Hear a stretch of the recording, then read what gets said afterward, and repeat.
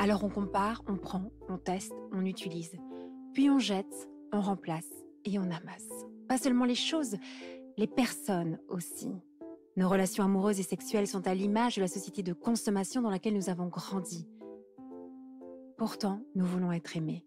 Être aimés durablement, être aimés pour ce que nous sommes. C'est notre désir le plus profond. Alors pourquoi y renoncer puisque c'est possible de le réaliser? Je suis Thérèse, la cofondatrice de SEM, et vous écoutez Love Care, le podcast de l'amour durable. Elle aime son Seigneur et son Dieu. Elle aime son cher Michel. Elle aime sa grande famille, ses 5 enfants, ses 20 petits-enfants, ses 38 arrière-petits-enfants. Elle aime la beauté de la nature. Elle aime tous ceux qui l'entourent. Bonjour mamie. Bonjour Thérèse. Je suis tellement heureuse de t'avoir au micro. Et moi très fière d'avoir ma petite Thérèse en tête-à-tête. Oui, je te proposais ce petit tête-à-tête parce que mamie, toi tu vis à Bruxelles, moi je vis à Paris. On ne se voit pas aussi souvent qu'on voudrait. On le souhaiterait.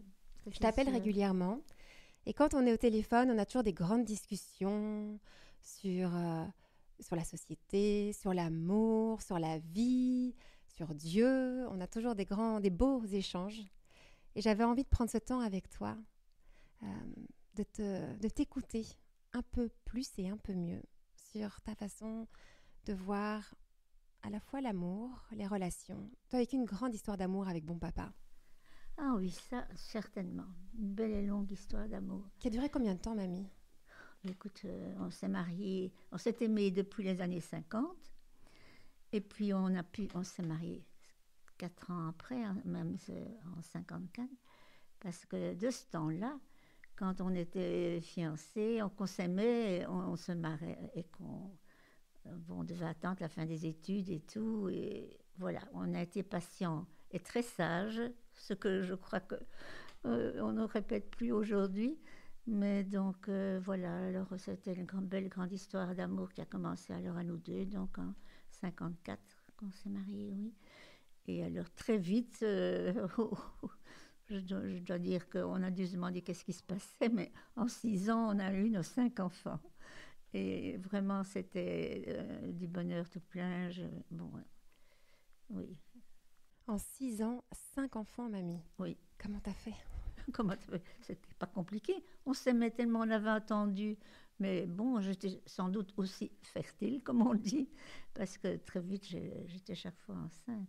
4 ans d'attente avant de pouvoir habiter avec mon papa, vivre avec lui, ça t'a semblé long ou pas? Ben non, je vais dire non. Non, parce qu'on avait l'occasion de se voir souvent. J'étais accueillie chez ses parents, j'étais la seule fille là parce qu'ils étaient 3 garçons. Donc vraiment, on se voyait souvent. On s'est connus chez un prêtre, chez l'abbé Froidure. J'allais te demander comment vous êtes rencontrés, parce que tu sais, à notre époque, la majorité des gens aujourd'hui se rencontrent par le téléphone, par des applications de rencontres. Alors, dans les années 50, comment est-ce qu'on rencontre l'homme de sa vie? Oui, et là, vraiment, c'était par un cadeau. C'est-à-dire l'abbé Froidure, il était très connu. Je ne sais pas si on en parle beaucoup encore en Belgique. Donc, c'est un peu l'équivalent de l'abbé Pierre, voilà, mais à la belge. Oui, comme tu dis, à la belge. Et qui s'occupait donc aussi des enfants abandonnés. Et, enfin, voilà. Et j'ai été très vite prise par lui, je l'ai connu, aussi pour faire des dessins, puisque ses revues, j'ai fait des tas de revues pour lui, d'images, de cartes postales, qui distribuait à ses homélies après à l'église, parce qu'il prêchait beaucoup pour avoir de l'argent, pour tenir donc tous ces maisons qui accueillaient tous les enfants abandonnés aussi. Oui, alors... Donc tu travaillais pour lui? Tu dessinais parce que tu es aussi je travaillais chez lui, illustratrice. On était toute une équipe là, chez lui, chez l'abbé Froidure, c'était rue du Trône à Ixelles. Et c'est là que ce prêtre avait évidemment toujours besoin d'enfants pour s'occuper des tas de gosses qu'il accueillait. Il avait toujours besoin, d'argent. Et alors, ce qu'il faisait, c'était donc bien sûr des homélies dans les églises, mais... Il avait aussi, il louait aussi des chambres d'étudiants, oui, c'est ça? C'est ça que je cherchais. Oui, au-dessus de ses bureaux, c'était une grande maison où il avait ses bureaux, enfin l'accueil pour toute sa société. Ça s'appelait les stations de plein air de l'abbé Froidure. Et alors, il louait des chambres en haut. Il avait des chambres disponibles dans ce grand bâtiment, 4-5 chambres. Et c'était des étudiants de province qui qui arrivaient chez lui et qui donc, étaient pensionnaires pour leurs années d'études. Et là, j'ai eu le cadeau de ma vie. Moi, j'étais avec toutes les petites travailleuses dans les bureaux et dans les homes et en dessinant pour lui. Et alors, Oui, et c'est là que tu croises. Et c'est là que lui, Tu croises bon comme papa. étudiant, Oui. le bon papa était parmi les 4 et 5 étudiants. Et comme on avait souvent des repas tous ensemble, une immense table avec la beffradure au bout, et puis les étudiants et les personnels qui travaillaient donc dans les bureaux, dont moi, souvent aussi. Et ça a tout de suite fait tilt avec mon papa. Mais tout de suite, ça veut dire quoi? Tu l'as vu et tu t'es dit, oula, Mais il je m'a ne dit, sais pas, ça mon s'est bon papa fait. est très très bel homme. Mais alors, Bon, c'est quoi? Vous êtes croisés, tout de suite tu as su que Mais c'était écoute, tout doucement, l'homme de ta vie? je ne sais pas. C'est un petit peu un cadeau du ciel, je crois, parce que franchement, comme il y a beaucoup qui disaient, ces deux-là sont faits l'un pour l'autre, étaient faits l'un pour l'autre. Et c'est vrai, Ouais. j'ai eu une belle et longue vie avec bon papa. On a dû attendre 5 ans, 4 ans avant de se marier. C'était comme ça, on ne se mariait pas avant On se d'avoir mariait fini pas, les mais ça veut dire qu'on études. n'avait pas de vie commune. Voilà. C'est surtout ça aussi. Tout Ça veut dire qu'on ne ça, pouvait pas d'intimité, on s'aimait pas avec tous de... nos cœurs. Bon, pourtant, on était fait comme tout le monde. Et voilà. Et alors, au bout de 4 ans, je dois toujours réfléchir, mais Oui. 4 ans, donc on a se marié. Là, c'était le grand bonheur, la grande joie. Marié par l'abbé Fradure, en plus. Et ici, à l'église Saint-Alix. Donc, et voilà. Et puis, notre vie à deux a commencé à Paris. Ah oui, d'accord, oui, à Paris. À Oui. Paris, parce que ses parents voulaient encore qu'il ait une spécialité en plus, une formation en plus d'ingénieur. Et ils nous ont offert, on a d'abord dû chercher, trouver un petit appartement. C'était l'époque où on ne trouvait rien à Paris, en 1954. Là. Je te rassure, ça n'a pas beaucoup changé aujourd'hui. Hein. C'est Non. toujours aussi difficile de trouver un appartement C'est à bien. Paris. On Mais donc est là, je vous imagine avec mon papa en train de chercher un appartement à Paris. C'est pas nous, c'est nos parents Ah, vos qui parents qui vous cherchaient, aidaient, ah, maman, heureusement, enfin ouais. vraiment. Bon, tout le monde s'était mis là. Et on a eu vraiment un cadeau formidable. Je ne vais pas raconter les détails de l'histoire, mais vraiment un petit appartement au bout d'une rue où était l'université, donc Supélec. Donc il a fait L'école supérieure l'ECAM et après d'électricité, oui. Supélec. Ah, d'accord. Là, 2 ans. Et alors là, évidemment, très vite, notre premier a été conçu là-bas. Et voilà, c'était un garçon, donc notre Christian, qui est toujours un fils formidable, le fils aîné. Enfin bon. Et puis on en a eu 4 autres, une grande famille, mais ça alors au fur et à mesure des années. Mais voilà, ça c'était enfin notre belle histoire d'amour qui a continué jusqu'à 10 ans, malheureusement. Il y a presque 10 ans que mon Michel m'a quitté. Là, ça, bien sûr, c'est un peu vite. Oui, Mais, parce que ça veut dire que vous avez vécu ensemble pendant combien d'années en eh tout? bien, donc, Une 50aine d'années? oui, il y a plus, ça dit. Bien plus encore? Donc, on s'est mariés en 54 et il est décédé à 10 ans, donc en 80. Allez, je ne sais En plus quelle était 2013, non, 2014 peut-être? oui. Il y a 10 ans. Enfin, quand même, de longues années ensemble et un grand bonheur. Et puis, ça a proliféré. Une grande famille qui est née de cet amour-là, une grande famille, donc. Mais c'est vrai 5 enfants. que vivre pendant autant d'années avec un homme et puis un jour il part, tu dis, Ah oui, il le t'a grand quitté. vide. Hein. Oui, c'est le grand vide, c'est ça. Oui, Le veuvage, oui. c'est aussi une fameuse épreuve. Oui, oui, ça sûrement. Ouais. Mais enfin, il est toujours dans mon cœur et voilà. On a quand même eu 5 enfants, 20 petits-enfants. Et maintenant, 38 arrières. Et là, on a un petit peu... Enfin, ça, il ne les a pas connus les derniers, là. Mais enfin, voilà. Grand bonheur, merci Seigneur. Et c'est vrai que tu dis qu'il est toujours dans ton cœur parce qu'à chaque fois que je t'appelle, tu me parles toujours de bon papa. On sent qu'il est vraiment encore présent dans ta vie alors que Oui, voilà, comment il est plus veux-tu parmi nous. qu'il soit absent? Il est absent parce que je ne le vois plus, mais il est dans mon cœur, il est dans tous mes souvenirs, il est dans ma maison où j'ai toujours le bonheur de vivre. Donc, où on a connu... on était très, très vite ici, dans cette maison-ci. Donc, voilà, beaucoup... C'est un amour qui a duré toute ta vie, parce qu'il dure encore aujourd'hui. Et tu vois, mamie, j'avais envie de te faire parler de ta relation et puis de ta vie, parce que pour nous, notre génération, c'est très rare de rencontrer un couple qui s'aime depuis autant d'années que toi et mon papa, qui ont duré comme ça.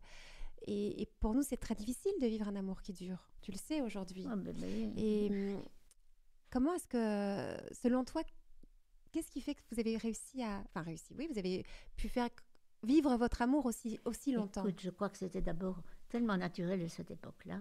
Le divorce, c'était pas si... Peut-être comment dirais-je, de trahison, enfin, de tromperie, tout ça, que ça existait. Mais vraiment, les divorces, c'était quand même assez rare. Et là, je n'ai pas connu ça. Heureusement, merci Seigneur, je dis toujours, parce que notre rencontre, c'était un peu un miracle là-bas de se retrouver dans cette maison de l'abbé Froidure qui est vraiment, merci monsieur l'abbé, j'ai souvent aussi. Mais tu vois, mamie, quand je t'entends et quand on parle ensemble, j'ai l'impression, dis-moi si je me trompe, mais que les choses étaient plus naturelles. Tu vois, j'ai l'impression que pour notre génération, tout est plus compliqué. Et je sais pas, j'ai l'impression que ta vie, tu l'as vécue, en tout cas ta vie de femme et d'épouse et de mère de famille. J'ai l'impression qu'il y avait quelque chose de plus simple. Mais, écoute, oui, c'est une toute autre atmosphère, une toute autre ambiance, une toute autre façon de vivre. On ne peut pas comparer. Ça a tellement changé, mais surtout maintenant, dernièrement, toutes ces années-ci. Je ne me retrouve pas, j'allais dire. Mais enfin, on y a été amené tout doucement, année après année. Mais quand même, je me dis, mais quelle différence de vie. Et surtout en amour, quand j'entends, je vois. Oui, c'est pas pareil. Hein. Qu'est-ce qui n'est pas pareil? Eh bien, la façon dont se forment les jeunes couples et vivent. Et puis j'entends très vite des séparations. Enfin voilà, donc... et puis je me rends compte que les jeunes attendent plus longtemps aussi. Bon, là, quand on pouvait, dès qu'il y avait... que tout s'arrangeait convenablement, j'allais dire, ben pourquoi on se mariait tout de suite? On avait aussi des enfants. On avait, heureusement, les maris du travail, quoi qu'il a encore fait son service militaire pendant un temps. Mais donc déjà, tu dis plusieurs choses qu'on n'attendait pas trop longtemps pour se marier. En tout cas, dès qu'on avait les conditions matérielles pour se marier, ou on y allait, quoi. Et là, tu vois que notre génération, on peut mettre beaucoup d'années avant de se marier. Oui, Et oui. la plupart aussi ne se marient Ne se pas. marie plus, oui, Oui. je sais. Même, je vois que dans notre génération de tous les cousins et cousines, tout le monde n'est pas marié. Certains de mes cousins et cousines sont en couple, ils ont eu des enfants sans être mariés. Donc, on voit déjà une différence par rapport à l'engagement du mariage, qui n'est pas spécialement qui a plus la même place aujourd'hui. Je vois, je constate, mais parfois je me rends compte que c'est pas aussi fort que nous, je pense, enfin, parce que c'était quand même plus rare, les divorces. C'était plus rare. Ça te fait quoi de voir que on divorce? Tu sais très bien que moi j'ai divorcé. Écoute, oui, Qu'est-ce que ça te fait quand tu vois moi, ça me fait quand même de la peine. Ça te fait de la peine. Je dis, c'est triste, surtout pour les enfants. Mais enfin voilà, il faut accepter que le monde change et que bon, il y a d'autres façons d'être heureux. Mais je ne pense pas que ce soit la belle solution. Mais enfin voilà. Et oui, mais ça j'entends et souvent on en discute. Je vois bien que c'est difficile pour toi de voir cette réalité de plusieurs de tes petits enfants. Oui. Et puis Et puis écoute, surtout, j'insiste quand même en tant que chrétienne vraiment à fond. Je pense que je suis vraiment j'ai foi, amour en Jésus, donc. Et je pense que ça aide aussi, parce que ce sacrement qu'on a reçu, eh bien, ça aide aussi à foncer et à dominer toutes les difficultés aussi. Mais voilà, c'est un cadeau. C'est un cadeau, plein de beaux souvenirs. Oui, donc le mariage pour toi, c'est pas seulement le mariage civil. Tu parles aussi du mariage religieux où il y a le sacrement qui est donné. Pour moi, c'est et le tu le vois que c'est ça, que c'est un cadeau qui est donné, ce sacrement. À la fois, et mamie, quelle était la place de la foi dans ta vie de femme? Toujours présente, de plus en plus, je crois. De plus en plus, mon Dieu, s'il n'y avait pas le Seigneur. Maintenant, parfois, je me dis, mais Seigneur, où es-tu quand j'entends tout ce qui se passe dans le monde de triste et de grave et de guerre et de haine et même la terre qui est malade. Hein? Oui, la terre que tu aimes tant, tu disais, dans ce que tu aimes la beauté de la nature, et tu sais qu'aujourd'hui, elle est aussi malmenée, la nature. Écoute, ce qu'il faut garder, c'est la confiance. Moi, j'ai confiance dans le Seigneur. C'est quand même un créateur. Il est tout-puissant, Dieu tout-puissant. Et voilà, j'ai confiance dans le futur pour le monde et tout. Est-ce que c'est une fin du monde qui se prépare? Je n'en sais rien. Mais gardons notre confiance en lui, parce que c'est le seul socle, la seule espérance, le seul soleil qui est au bout de toute réflexion et de tout.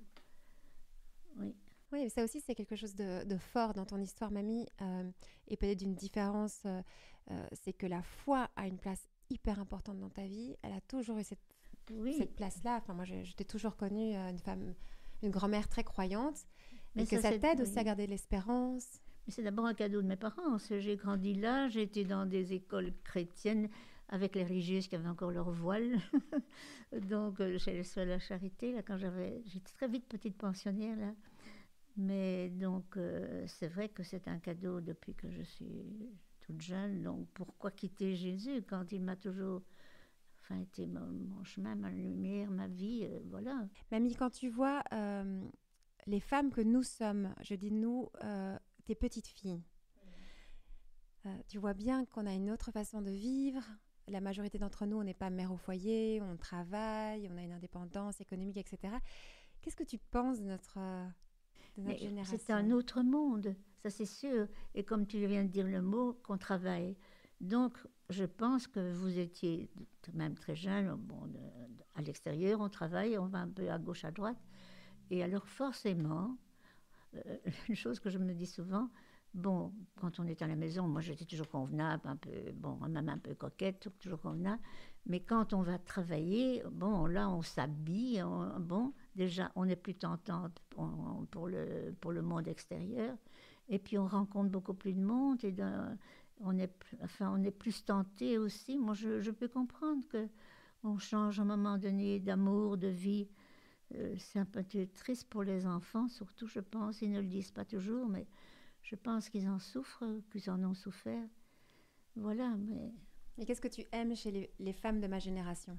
Une chose que tu reconnais de positif chez nous? mais d'abord qu'elles font un peu ce qu'elles peuvent mettre en œuvre les dons qu'elles ont reçus dans différents domaines.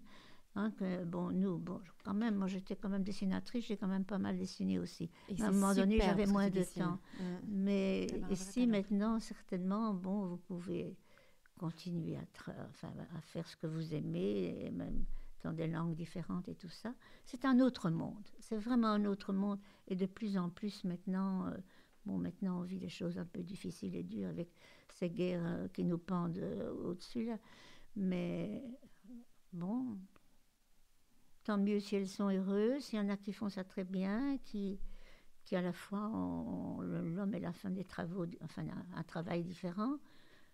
Mais c'est sûr que je comprends on voit d'autres choses que d'autres personnes et je comprends très bien qu'à un moment donné, on voit autre chose, du neuf qui plaît à ce moment-là. Et bon, tant mieux si ça s'arrange pas trop mal pour les enfants, j'ai toujours. Tu as cette grande préoccupation pour les enfants, c'est beau aussi. Mais écoute, Mais tu as raison. vous Mais les tu sais aimez, que malgré votre séparation, vous les aimez toujours, là, je sais. aujourd'hui, on parle pas beaucoup des enfants. On dit souvent, il faut faire les choix en fonction de soi. Est-ce que je suis heureuse et tout ça? Et finalement, je vois bien que dans ta façon de voir les choses, tu dis, il n'y a pas que soi, Ah il y a non, les c'est enfants. les Et je pense que tu as enfants. raison de le rappeler. Ce sont les Euh, victimes ou bien heureuses ou malheureuses d'une vie d'amour qui s'éteint un jour. Et oui. Ouais. Oui, donc là, c'est vrai que tu vois bien que chez les femmes de notre génération, j'aime beaucoup ce que tu dis, qu'on peut développer les talents qui nous sont donnés, on peut les faire, voilà, les faire grandir et les mettre à profit de la société. Mais aussi, forcément, on fait plus de rencontres avec d'autres hommes, on a plus d'occasions Et voilà, de je pouvoir comprends croiser très d'autres bien. types d'amour. Et ça, tu Oui, vois que c'est une oui. différence par rapport à ta vie où C'est tu étais tout à fait au normal. foyer avec tes enfants, Oui, quoi. ah oui. Ouais, ça, Oui, c'est une mais vraie je différence n'étais aussi. pas quand même, de toute façon, même au foyer avec les enfants, je vivais quand même, j'avais des amis, on a voyagé beaucoup, Michel et moi, donc je n'étais pas cloîtrée comme une religieuse dans ma maison, mais donc c'était comme ça, surtout que je n'ai pas rencontré n'importe qui, je répète, mon Michel, ça, il n'y en a pas beaucoup comme lui. En Qu'est-ce plus, qui, il avait une belle ouais, situation, ouais. on était donc gâtés aussi. Qu'est-ce que tu aimais le plus chez mon papa? Oh, qu'est-ce que j'aimais le plus? J'aimais tout. T'aimais quoi chez lui? J'aimais tout. Tout, il était droit. Il était bon, toujours positif. Bon, très courageux aussi pour son travail, persévérant, bien sûr. et un père fort aimé, un père fort aimé. Et même tous les copains des enfants, tout ça, ils aimaient beaucoup Michel. Il avait toujours de- du succès. Oui, ça c'est vrai qu'il avait l'art de parler aux jeunes. Et oui, je ne sais pas si tu me vois là-haut, interviewée par une de mes petites filles, Michel, je ne sais pas. Elle m'a un peu fait un piège là, hein. Ah. Oh, un piège. Oui, parce que Ça t'émeut de je ne parler de tout ça? m'attendais pas Mm. à une interview pareille. Oui. Ça Au-dessus t'émeut de un ces peu belles de ces parler belles de bon tulipes. papa? Ben, Ouais, évidemment. hein. On sent que tout l'amour que tu as eu Ah, pour non, lui. ça c'est sûr. Et il y a une chose que je ne comprends pas, que je ne réalise pas que ça va faire 10 ans qu'il m'a quittée. Donc maintenant, enfin, maintenant c'est 9 ans, 9 ans et demi. Mais fou, je dis, comment est-ce que je vais faire pour vivre toute seule sans lui? Bon, on est aidés. Je crois qu'ils mettent de là-haut. Les nos enfants sont toujours très affectueux, très délicats, très gentils avec leur maman, moi. Et voilà les petits-enfants qui se sont accumulés, aussi très gentils, dont ma Thérèse en face de moi. Donc voilà, donc je ne peux pas me plaindre, mais il n'est plus là. Ça, c'est sûr que c'est le grand vide. Et parfois, je me pose la question, mais qu'est-ce que je fais encore ici-bas? Et de plus en plus, tu sais, parce que bon, Ouais, je comprends, mamie. je suis prête à partir là-haut. Mm. Ça, c'est sûr. En remerciant toujours pour cette belle vie que j'ai eue. Et toujours le bonheur d'être dans notre maison. Là, franchement, et d'avoir des petits-enfants qui passent quand même, dont ma Oui. Thérèse, qui est journaliste.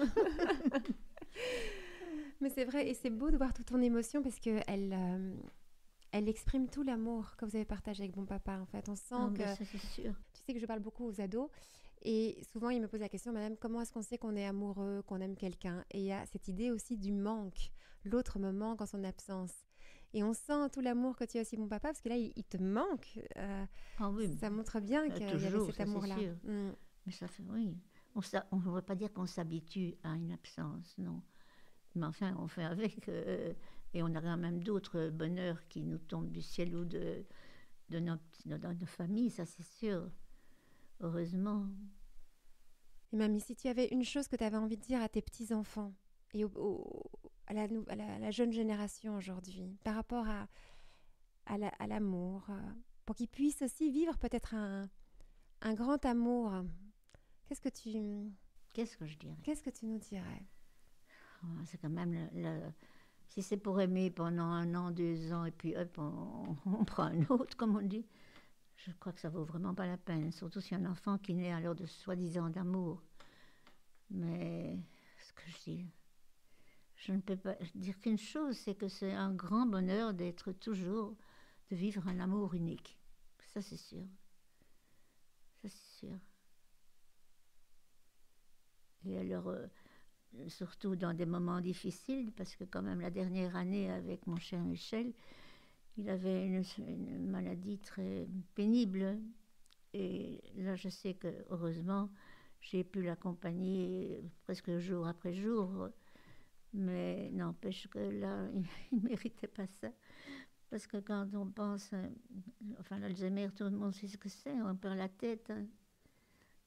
Mais enfin, ça s'est encore pas trop mal passé parce que, bon, on a dû placer dans une maison spécialisée, mais j'étais tous les jours là, quasi tous les jours, près de lui, ça c'est sûr.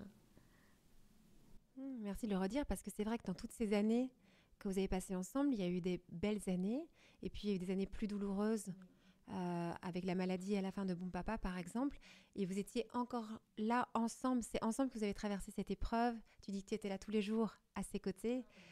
C'est quand même fou l'amour de voir que ça t'amène jusque là, jusque dans la plus grande vulnérabilité de l'autre, mon papa qui a comme tu dis toujours, une belle carrière, c'était un très bel homme, Oui, oui, sportif, oui. sympa, dynamique, enfin, il avait toutes les qualités du monde à nos yeux. C'est bien, tu répètes bien tout Oui, ce qu'il c'est vrai. faut. Et c'est vrai qu'à la fin de la vie, il était dans Oui. toute sa vulnérabilité, mais tu étais encore à ses côtés Oh, tous oui, les jours. écoute, c'est normal quand on s'aime. Non, non, je crois que quasi tous les jours, sauf quand il y a un enfant qui pouvait quand même me remplacer. Mais c'était, bon, quoi, une demi-heure de voiture, quand même, l'autre côté de Bruxelles, quand même. Mais... Tu étais là pour lui. Ah oui. Et alors, les 3 dernières nuits, j'ai dormi. La religieuse, qui était une religieuse encore à ce moment-là, qui m'avait apporté un petit lit de camp pour mettre à côté de son lit. Et donc, j'étais à côté de lui quand il s'est éteint. Ah, tu étais là quand il s'est éteint? Oui. Je me souviens pas de ça. Ouais. Pendant 3 nuits, j'ai dormi là. Et la 3e nuit, il s'est endormi tout doucement à côté de moi. Oui, Waouh. plutôt que c'est un cadeau. Ouais. Moi aussi, ça m'émeut de t'entendre dire ça, mamie. Oui. C'est un cadeau, tu dis, d'avoir pu être là. Et alors, je sais pas si... Non, là, une petite histoire amusante, si on peut... Amusante. Il avait toujours dire parfois, pendant que j'allais le voir, les jours où j'allais le voir, parfois des idées quand même claires qu'il animait, enfin claires, oui, pour Claire. Et alors, il disait, Claire, maintenant j'en ai assez, on s'en va. Et il me disait ça 2, 3 fois, parce qu'il ne parlait pas beaucoup, c'était très, très rare ces phrases. Et alors, je savais bien ce qu'il allait dire, mais je dis, oui, tu veux aller où? À la maison. Et il a répété ça 2, 3 fois avec énergie. Et alors, bon, je regardais dans mon cœur. Et c'est comme ça que quand il est décédé à la clinique, là, avec son cercueil, le service funèbre est venu d'abord ici, à la maison avec lui, dans notre salon ici, où je suis avec Thérèse. Son cercueil a été déposé. On a prié, quelques-uns qui étaient là, des enfants. On a prié un peu autour de lui. Puis on est allé à l'église et bien sûr au cimetière. Donc il était quand même revenu. Il a pu revenir. C'était pas la même chose, mais quand même, il était passé par la maison.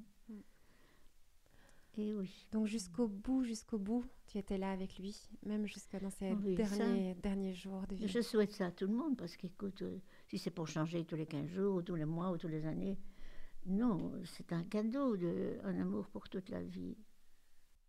Oui, ce que j'entends dans ce que tu me dis, mamie, aussi, c'est que il y a beaucoup l'idée d'un cadeau. Tu reviens beaucoup sur... C'était un cadeau de rencontrer mon papa à ce moment-là quand j'étais jeune, je travaillais. Oui. C'était un cadeau d'avoir pu vivre cet amour, c'est un cadeau d'avoir pu vivre tout ça. En fait, je sens dans ce que tu dis beaucoup de gratitude. En fait, c'est comme si tu étais consciente des cadeaux que t'a fait la vie. Des cadeaux qui viennent du ciel pour moi. Et toi, tu dis que c'est un cadeau qui vient du ciel. Ouais, ça vient pas de nulle part. Enfin, bon, je ne vois pas des si beaux cadeaux venir d'ailleurs. Enfin, non, bien sûr, il y a un peu le hasard, il y a un tas de choses. Mais n'empêche que moi, comme j'ai toujours confié ma vie au Seigneur, voilà, donc je sais que c'était pas normal la façon dont on s'est rencontrés, c'était vraiment un peu miraculeux. Mais peut-être, mamie, qu'on pourrait s'appliquer ça aussi à nous. C'est-à-dire qu'on pourrait très bien voir notre vie comme tu la vois, c'est-à-dire d'arriver à avoir des yeux qui nous permettent de voir les cadeaux qui nous sont donnés dans notre vie. Ah ben, il y en a toujours. Il y en a toujours. Tu as raison. Et quand je t'entends, je me dis, en tout cas pour moi-même, oui, je me dis, je devrais chaque jour me dire, quel cadeau, par exemple, d'avoir cette conversation avec toi aujourd'hui. Quel cadeau d'avoir mes 3 enfants magnifiques. Quel cadeau de pouvoir connaître l'amour. En fait, d'être dans cette gratitude par rapport à la vie qui nous permet peut-être aussi de l'accueillir différemment et de pouvoir... prolonger en fait ces états de bonheur et d'amour. Non, j'ai l'impression que tu as beaucoup dans cette oui, j'ai pas d'autre mot que gratitude. Ça te parle quand je dis gratitude? Ouais. Mais oui, parce que bon, quand on entend autour de soi les différentes vies et tout ça, je me trouve privilégiée d'une certaine façon. Je ne sais pas si c'est le bon mot, mais enfin comblée. Mais je remets tout.